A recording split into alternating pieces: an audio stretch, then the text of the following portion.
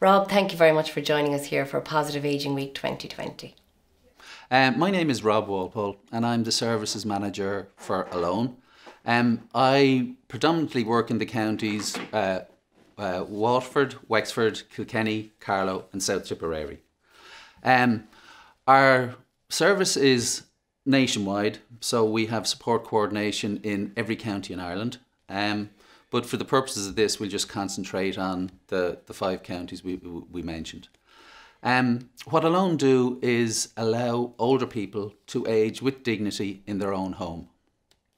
Now we do this through a number of different means, predominantly being support coordination, where a qualified and trained support coordinator will meet with an older person to assess their needs with their permission and to find out how we can help them, again, age positively and with dignity in their own home. We use volunteers. It's a volunteer-led organisation. All our volunteers are Garda vetted and fully trained before they enter an old person's home or make contact with an older person.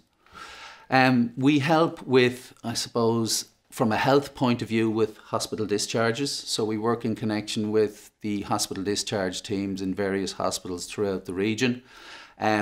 So if an older person is waiting to come home and waiting to be discharged, we will work with the hospital team to ensure that their home is fit for purpose, so when they return, they can again live positively and with dignity in their own home. We also help then with a variety of other services, liaising with county councils for home improvement grants, liaising with financial institutions around pensions, around pension collections if the older person needs that. We also have, we look at housing. So again, for grants, for work to be done on houses, all of that sort of thing. We also have a section in Alone that is working with county councils throughout the Ireland on a programme we call Housing with Supports. So again, where older people live in a house that is adaptable to their needs going forward. So if they need adaptations in the future, it's easier to have those adaptations rather than knocking down solid walls and all of that. So that's another part of our service as well. We also connect older people in with events. So for instance, here in our counties, we organise tea dances, we organise Christmas events, and we organise transport to these events. And again, this is all in conjunction with the volunteers that visit the older people as well. We also, I suppose the companionship and the friendship part of it is really a key part of what Alone does. So we take time in assessing a volunteer, make sure it's the right volunteer to visit an older person. We are looking for this to be a long-term relationship. So again, the support coordinator, who is key in all of this, will interview both the older person and the volunteer, and to make sure the match lasts. And that's what we're all about. I suppose some of the challenges we're facing at the moment is obviously with COVID. An awful lot of our face-to-face services have had to be, I suppose, put on the back burner for the minute. But we have just launched a new telephone service from our hub in Kilkenny, which services the 5 counties again, South Tip, Wexford, Waterford, Kilkenny and Carlow. This service is virtual, and instead of a volunteer actually calling to an older person's house, a volunteer now actually phones the older person. So you're still creating that link. We can set up the calls to be once a week, twice a week, or even 5 days a week, depending on the older person's needs. What happens with those calls is, so if a volunteer is phoning an older person and the older person identifies something that they need, their comments are passed back again to a support coordinator who can link in with the local PHN. She can link in with the local doctor or other services depending on the needs of the older person. And this is all picked up on phone calls. Yeah. And it's all virtual, and it's all done from the volunteers' home. They're all using their own mobile phones and laptops to connect in with our CRM service. So all of this is logged on the Alone service, even though they're at home and making the calls from their own home. Rob, you've given a lot of information there, and one thing that strikes me is the changes you've had to make with the current restrictions. So for example, when a person is being discharged from hospital, are you still in a position to help, and how would you do that? Again, we can, because we're still linking in with the teams, which is, the discharge teams, which is a phone call. We can arrange them with relatives or someone else to meet us in the home, so we can still get a view of the home. We can also use photographs taken on mobile phones to know what we're dealing with, even before even visiting the home.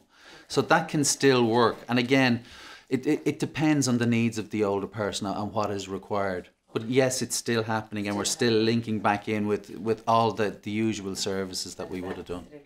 There's a couple of ways. An awful lot of people refer themselves. You can self-refer to our service. They're either referred by GPs, the public health nurse, the discharge teams, councils, family, friends. And again, it's all down to the permission of the older person. As long as the older person gives their permission for us to contact them, it's not a problem.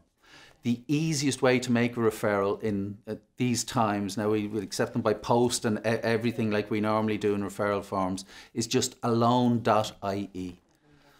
And once you go onto the web, it's a very simple way to use it. For volunteer queries, it's alone.ie if you want to volunteer as well. If you want to refer an older person, and you literally, it's a 1.5 page form. And then we do the rest then. That goes to a support coordinator, and they will make contact then with the older person. What are some of the challenges that you as an organisation and the volunteers are experiencing at the moment? It's always been a challenge with volunteers, because say for instance some of our services like the telephone service, and if you want to be a volunteer with the telephone service currently, an awful lot of older people would like a call between 9 and maybe 3:30, 4 o'clock in the afternoon. So we work around the older person. So yes, we have a load of volunteers who may want to, make calls at 9 o'clock in the evening. Unfortunately, a lot of older people don't want to call at 9 o'clock in the evening, or on Saturday or on Sunday. It's very much, not even 9 to 5, Monday to Friday is when they actually want their calls. So it's fitting in with the volunteers' expectations and the expectations of the older person. But there's an awful lot of other volunteer positions we'd have as well. So we just encourage people to use that alone.ie, and there's a section on it to how to volunteer, and you literally put in name, address, and then we'll be in touch with you then. You mentioned the fact of that since COVID that people now most of the contact is done through phone, and I'm thinking of the fact that it's an older generation. Yes. What have the challenges been for the older people to learn to use technology, and how maybe have you helped them overcome that as well? Yes. And again, that's another part of the Alone service anyway, which is our tech support department. And they actually go out and visit older people and help them, get connected in with services like broadband, all of those other connections, security in the home, all of that kind of thing as well.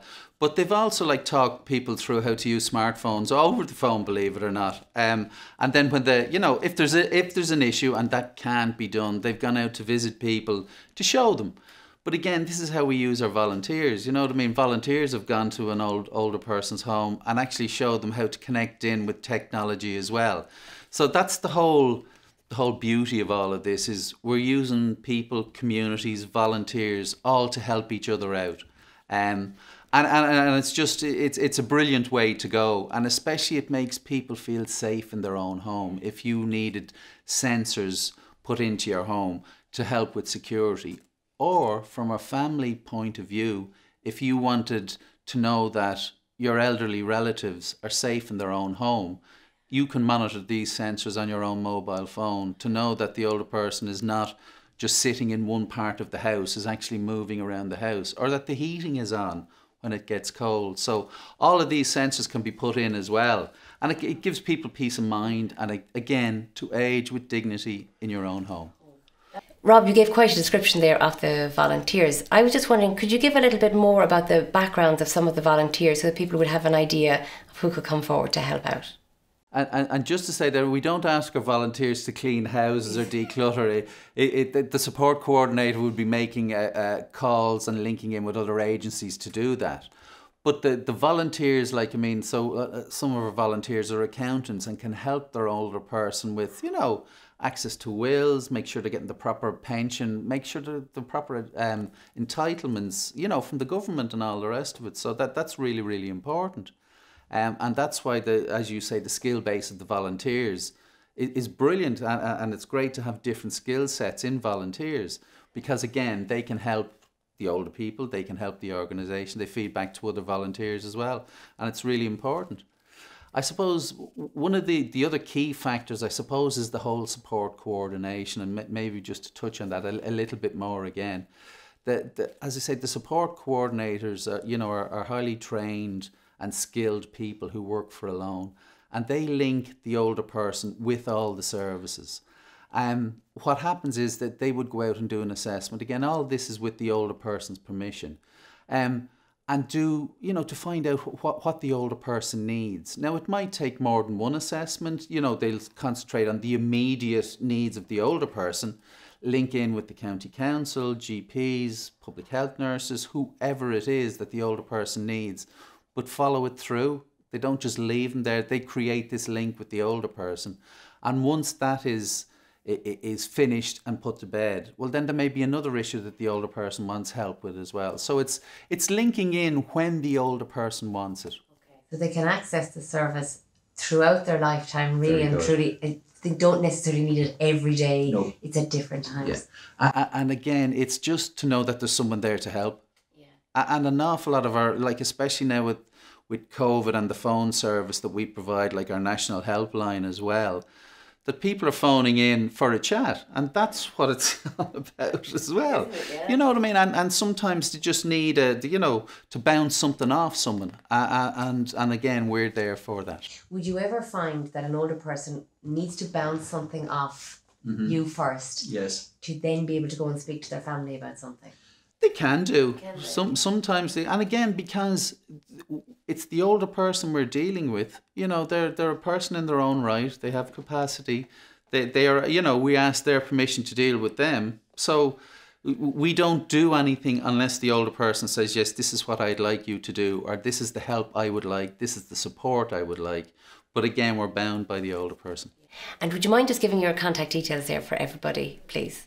If you'd like to contact Alone, the best way is alone.ie. Thank you very much.